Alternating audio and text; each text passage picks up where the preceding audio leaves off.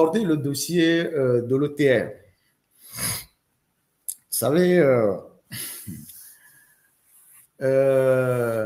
il y a une pratique dans notre pays, c'est que quand vous dénoncez les prévaricateurs de la fortune publique, ils essayent, ces prévaricateurs-là, d'allumer des pare-feux ou d'allumer des écrans de fumée et d'injecter dans la masse des informations malveillantes dans le but de discréditer celui qui les dénonce. Et c'est une pratique qui est devenue ordinaire dans notre pays. Et ces gens-là, ils se servent de quelques pseudo-journalistes pour écrire des torchons qu'ils balancent sur les réseaux sociaux sans véritablement les signer. Ils sont en train comment je dirais ça, ils sont dans une mission de blanchiment des voleurs de la République, donc ils n'ont pas le courage d'assumer les écrits. Donc, ils écrivent des trucs et puis balancent sur WhatsApp et des trucs fantasmagoriques et dans le seul but de raconter des histoires. Et avant de tomber sur l'OTR, je vais vous raconter une histoire pour ne pas trop vous ennuyer, mais je vais vous la raconter quand même pour que vous compreniez comment le mode opératoire de ces gens-là et comment ça fonctionne. Il fut un moment, il y a un monsieur togolais qui se trouve dans une organisation de la diaspora en Afrique proche du régime, sinon très, très, très impliqué dans le régime, qui a commencé par répandre des informations. Quand j'ai commencé les lives, j'ai commencé par dénoncer le régime en disant « Ah oui, Ferdinand, là, vous ne le connaissez pas, voilà, voilà. C'est quelqu'un qui prend de l'argent chez nous, qui fait ci, qui fait ça. » Et il commençait par raconter les conneries comme ça. Et les gens lui demandent « Mais c'est vrai ce que tu dis ?» Il dit « Oui, j'ai même une preuve. Voilà, nous rendons souvent à Paris. Il ne sait même pas si je vis à Paris ou pas. Pour lui remettre de l'argent, on lui a loué un appartement. Là où il vit, c'est le gouvernement qui paye. Moi-même, je transporte l'argent pour aller lui donner avec un ministre de la République. » Et en l'occurrence, il parlait de l'ancien ministre de la Sécurité, le colonel Yard. Je vais vous donner le nom de cet individu. Comme ça, il aura des problèmes avec les gens qu'il met devant pour raconter des histoires. Et donc, il tombe sur un individu, comme il racontait ses balivernes, il tombe sur un individu qui, lui, savait plus ou moins ma situation là où je suis, depuis que je suis arrivé là où je suis, et naturellement en France, chez qui je vis, parce que là où je vis en France, je l'ai dit sur la place publique. Je l'ai dit. J'ai dit aux gens, quand je suis arrivé en France, quel compatriote, le compatriote qui a eu l'amabilité de m'héberger et qui m'héberge chez qui je vis. Donc, ce n'est pas, il ne sait même pas si je suis à Paris, je suis en Île-de-France, je suis en province. Donc, il s'est bien raconté des balivernes. Et le gars lui dit, mais tu racontes des conneries. Parce que je sais chez qui Ferdinand vit en France. Il n'est pas dans un appartement de quelqu'un, il vit chez quelqu'un. Et c'est chez cette personne-là qu'il vit depuis qu'il est arrivé en France. Et j'ai donné le nom de la personne chez qui je vis. Et il y a quelques Togolais de la diaspora qui sont venus me rendre visite là où je vis. Ils savent chez qui je vis. Et donc, voilà comment ils essayent de créer des situations quand ils sont parmi des gens qui sont aussi idiots comme eux, pour faire croire à l'opinion que, ah non, lui là, il ne faut pas le suivre, c'est quelqu'un qui est comme ça, et tout, et tout, et tout, et tout ça. Je vous donnerai les détails, le nom exact de la personne et comment ils ont agi. Sauf que, bon, il a, comme on le dit, il ne savait pas ce qu'il disait. Parce que d'abord, je ne vis pas à Paris, et puis ensuite, je ne vis pas dans un appartement loué par quelqu'un, je vis chez un ami. Que beaucoup de gens sont venus me voir, ils savent là où je vis. Donc, son histoire qu'il a montée de toutes pièces là pour raconter des conneries, ça n'a pas prospéré. C'est la même chose depuis que j'ai sorti le dossier sur l'OTR. Et quand j'ai sorti le dossier sur l'OTR, vous savez, quand j'étais encore à Lomé, je n'étais pas trop visible. Je rencontrais rarement nos confrères parce que j'avais limité mes relations. Et les rares fois que je rencontre un journaliste, généralement des gens qui défendent le pouvoir, certains qui sont ouverts, on rigole un peu et puis ils disent « Ah, Ferdinand, c'est toi qui sors les gros dossiers, ça nous permet de manger. Le jour où tu ne sors pas les dossiers, nous, on ne mange pas parce que quand tu sors les dossiers, nous, on fait la riposte et puis on nous donne un peu de moyens. Et puis, on rigole un peu, quoi. C'est sans animosité, sans acrimonie. Et puis, bon, voilà, c'est des confrères, ce n'est pas des amis, mais c'est des gens parfois sympas. Et puis, bon, on rigole et puis on passe à autre chose. Et ces gens-là, j'apprécie leur honnêteté parce que quand ils me rencontrent, ils disent « Ah, tu as sorti tel dossier, nous, on nous a appelés pour te contredire, on a eu un peu d'argent. » Et puis, je dis « Bon, mais faites ce que vous voulez, vous ne pouvez pas refuser. » Donc, nous, on connaît le mode opératoire. Mais ce n'est pas des gens qui sont méchants, c'est des gens, quand tu sors un dossier, ils vont voir peut-être un baron, ils disent « Ah, voilà, Ferdinand a sorti ce dossier, il faut le répondre. » Et puis, on vient, on met qui en veut à tel DG, qui en veut à ce, qui en veut à ça.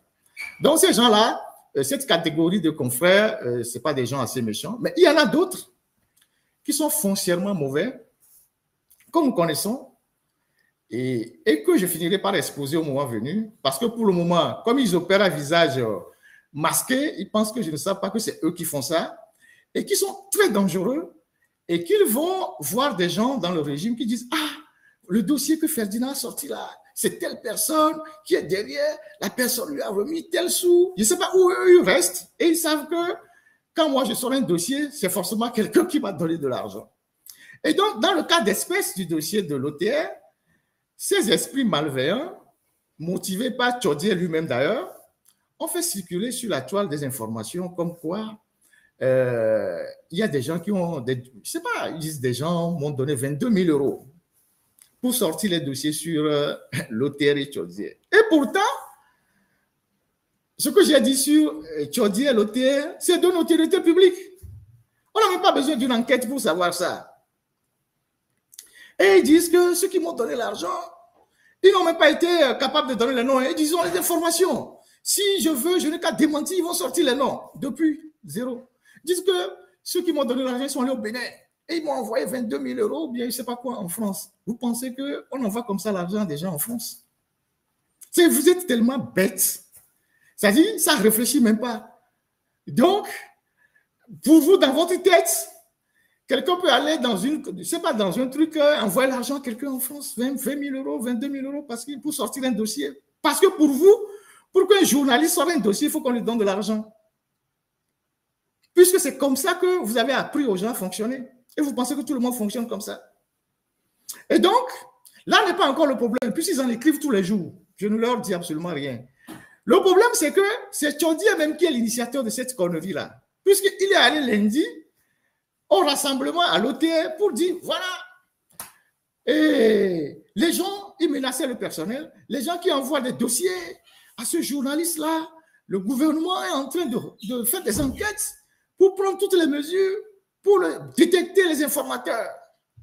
Et que sur son cas, on a mobilisé 22 000 euros pour envoyer à ce journaliste-là pour écrire des insanités sur lui. Mais vous voyez des gens qui sont à des postes de responsabilité au Togo et qui sont tellement, qui manquent tellement d'informations. Est-ce que le fait pour un journaliste d'avoir des informations, c'est un crime au Togo? Il y a la loi, il y a une loi au Togo de 2016 qui autorise l'accès aux sources d'informations, sauf les informations secret défense. Donc, le journaliste peut avoir accès à toutes les informations. Et ça, Tchodier ne le sait pas. Donc, il va dire dans un rassemblement que ceux qui donnent des informations aux journalistes, le gouvernement est en train de les chercher. Je ne sais pas s'il est devenu le porte-parole du gouvernement de toute façon. Mais il le disait comme ça. Et ensuite,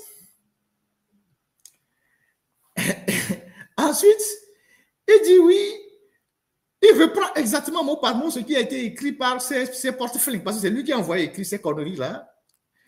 Et il répète tout ça. Et pour lui, c'est un moyen d'intimider les gens. Qui vous a même dit que je prends mes informations à l'OTR?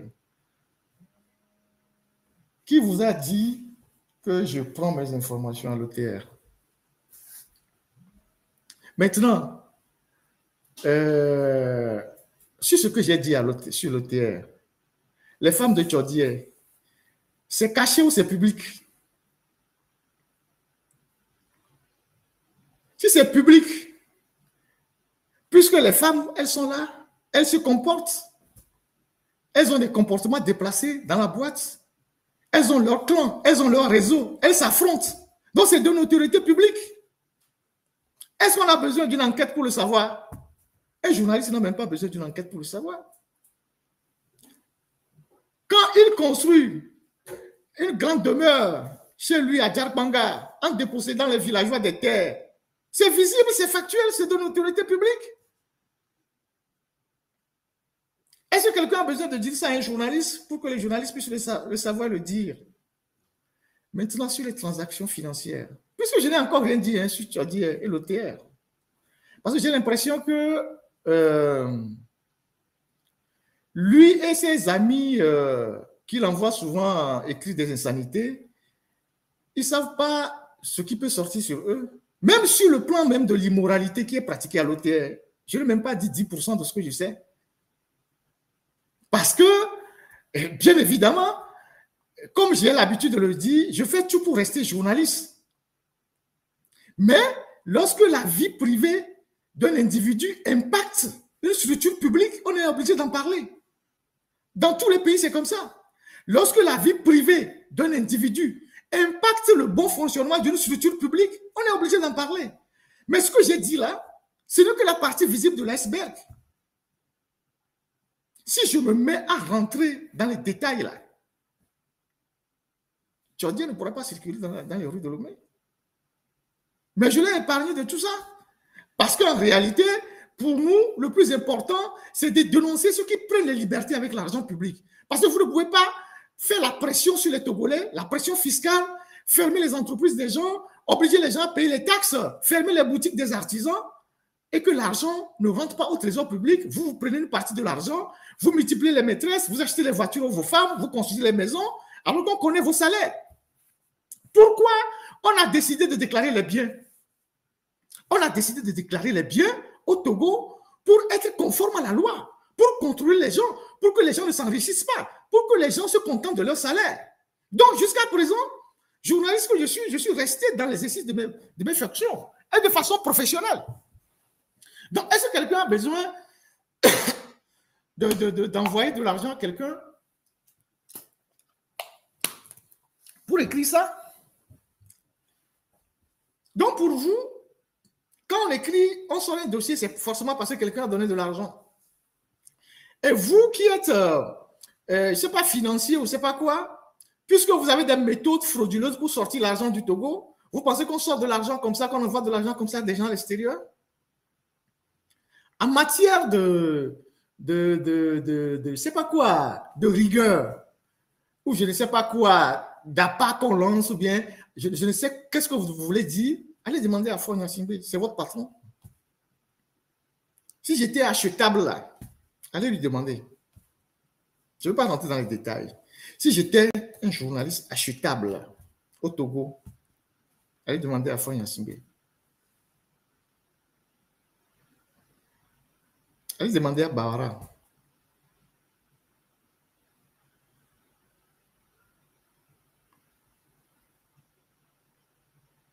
Question.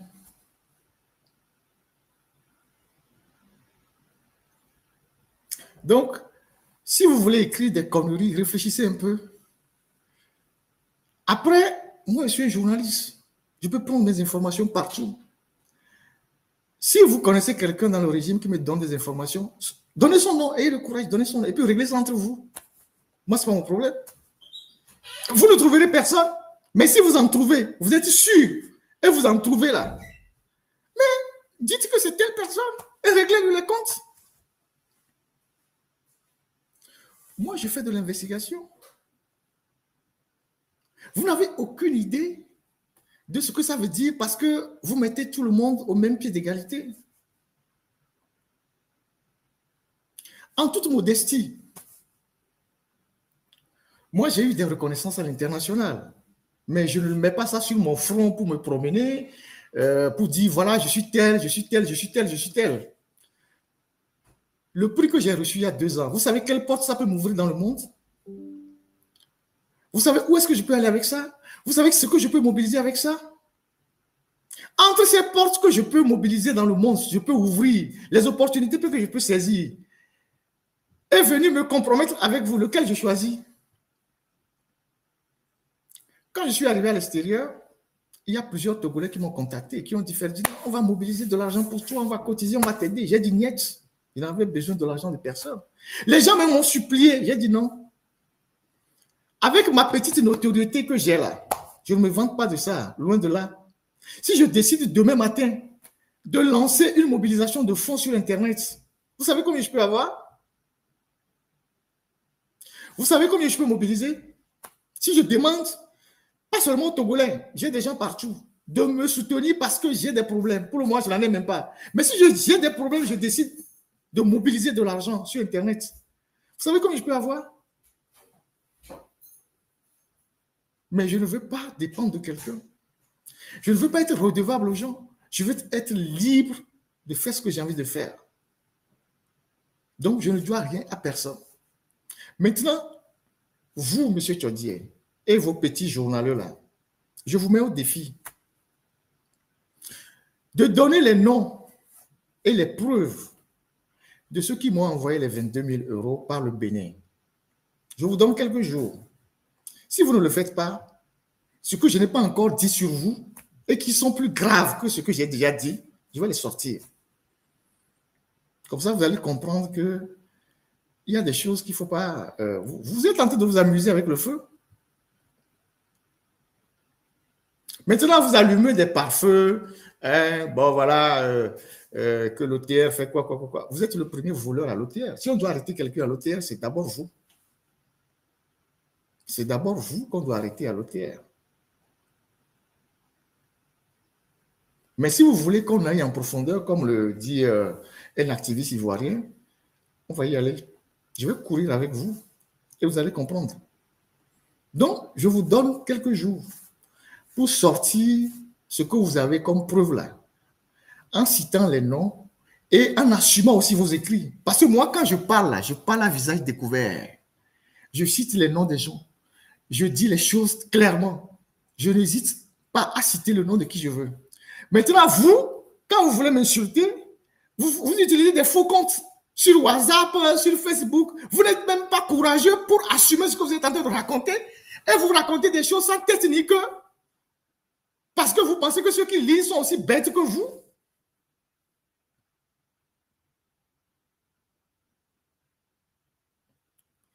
Puisque vous n'avez pas appris que vous gérez la fortune publique et que vous devez être moins arrogant, vous devez être moins méprisant, vous devez apprendre de vos erreurs pour vous corriger. Et vous devez savoir que tous les citoyens togolais, quels qu'ils soient, ont le droit de vous faire des reproches si vous prenez les libertés avec l'argent public. Vous êtes juste un collecteur d'impôts et de taxes pour la République. Si vous utilisez ces impôts et ces taxes pour vous enrichir, c'est le droit de tous les Togolais, même s'ils ne sont pas journalistes, de vous interpeller. Vous, M. Tchodier, vous ne le savez pas. Vous avez un doctorat, je ne sais pas, c'est en économie, en gestion. Encore que c'est toute une autre histoire, votre doctorat là. Vous ne le savez pas. Parce que la République togolaise est devenue un bazar. Vous la prenez comme votre bien privé. Vous gérez ça comme vous voulez. Vous n'avez de compte à rendre à personne. Donc, ceux qui osent vous dénoncer, soit vous les menacez, soit vous allumez des pare-feux pour les discréditer. Vous et vos petits éléments là, je les connais. Pour le moment, je ne mets pas les visages sur les noms. Mais ce sont des gens qui ne vivent que de ça, de la délation, de fabriquer des histoires, parce qu'ils ont envie de vivre. Et c'est eux que vous envoyez aussi insulter les ministres. Hein. On sait. Les gens de votre propre camp, c'est eux que vous envoyez. Ce sont ces petits porte-flingues-là que vous envoyez. On va citer leurs noms. Beaucoup de ceux qui sont dans la presse les connaissent. Mais si vous voulez, on va citer leurs noms. et tout ce que vous leur faites.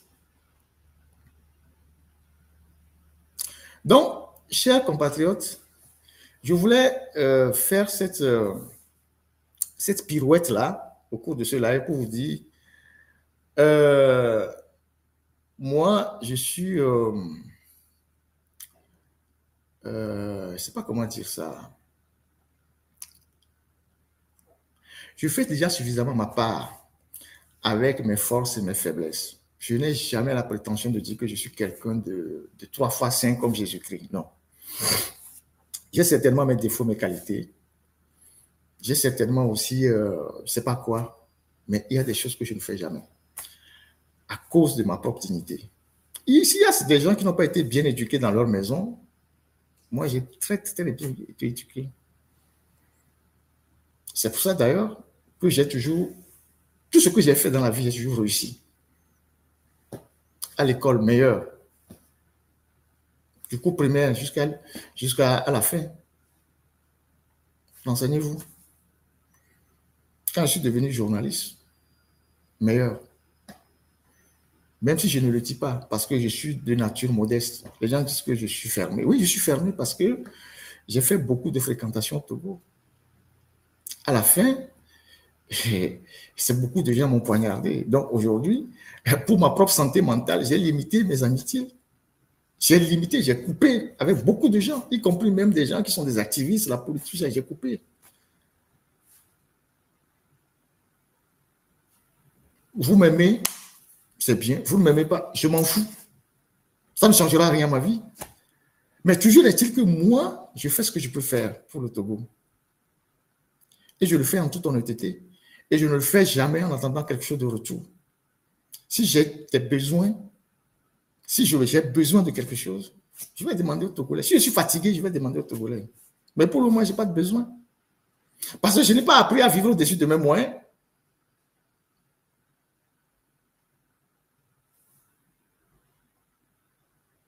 Parce que je n'ai pas appris à vivre, je ne sais pas quoi, une vie qui ne me ressemble pas.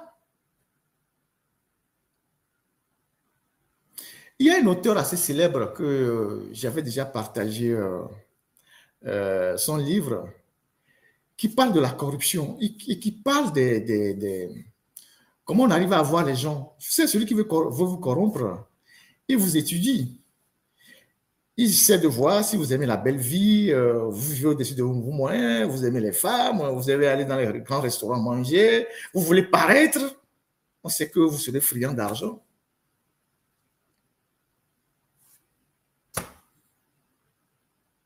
Donc, M. Tchodier, allez revoir vos logiciels et sachez que un journaliste, il a droit à toutes les informations au Togo, sauf les informations secrètes défense.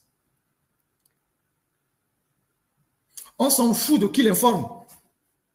Mais si vous en trouvez quelqu'un, arrêtez-le. Ça, c'est votre problème. Moi, j'ai rien à foutre. À la Maison Blanche, il y a des gens qui sortent des informations. À l'Élysée, il y a des gens qui sortent des informations. Même en Corée du Nord, le pays le plus fermé au monde, il y a des gens qui sortent des informations. Et puis, on apprend aux journalistes comment il faut aller chercher l'information. En France, ici, le modèle, c'est Eddy Plenel. Il y a même des gens qui disent, notamment les gens de la droite, qui disent qu'il attaque violemment, qui disent qu'il n'est plus journaliste et tout ça. Parce que, effectivement, mais il a passé des années à travailler sa notoriété. Et au moment où il a atteint le sommet, mais il est assis, ce sont les gens qui viennent vers lui, il ne fait plus d'efforts. Après, lui, quand il prend les informations, il les vérifie. Pourquoi c'est vers moi que des gens viennent avec des informations et pas chez d'autres? Il y a même des journalistes à Lomé, des gens avec qui je n'ai pas de rapport particulier, qui m'écrivent, qui m'envoient des informations, qui disent Ferdinand, non, on ne peut pas le dire. Tu vois, tu peux le dire. Bon, je regarde si ça m'intéresse, je dis, ça ne m'intéresse pas, je ne dis pas. Parce que quand j'ai eu des problèmes à Lomé, aucun journaliste ne s'est mobilisé pour mes problèmes. Les gens plutôt se sont réjouis. Donc, ce sont les mêmes personnes aujourd'hui qui m'envoient des messages, tout ça, pour dire non, il y a des problèmes ici, il faut nous aider. Je dis, mais vous-même en parlez. Ils disent non, on va les arrêter. Donc, c'est moi le kamikaze.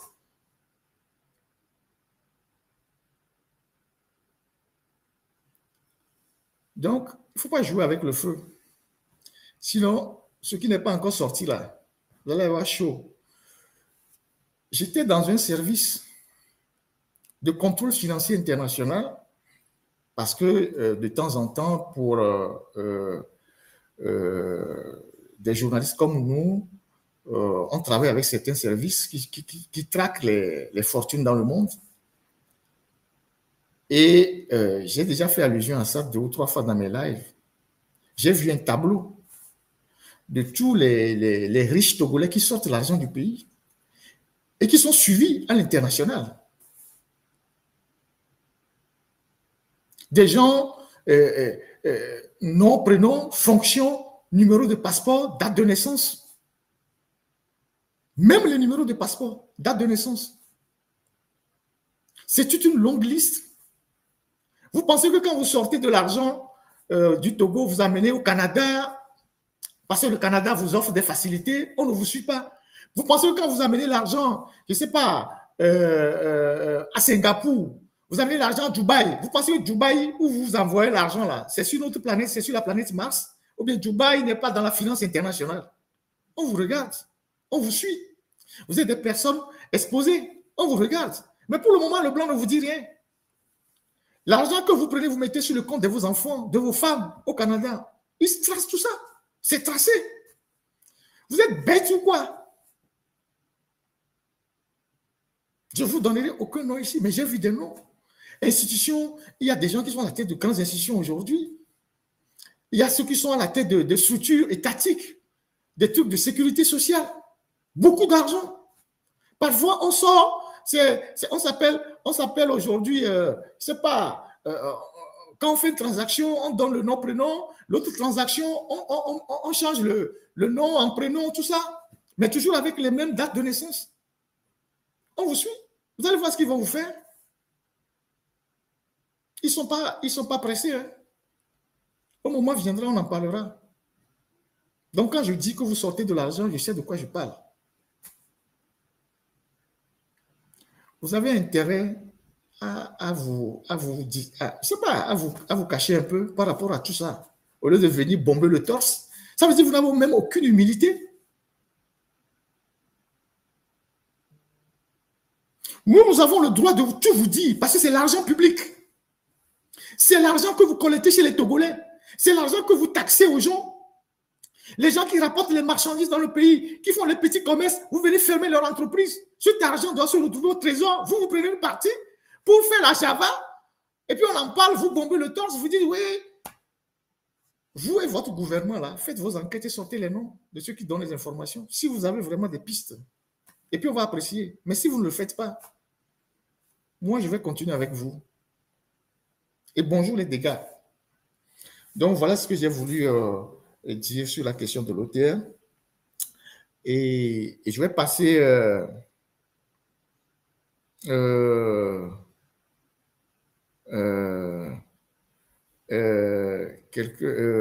vais passer comment on appelle ça, sur le sujet de la 5e République.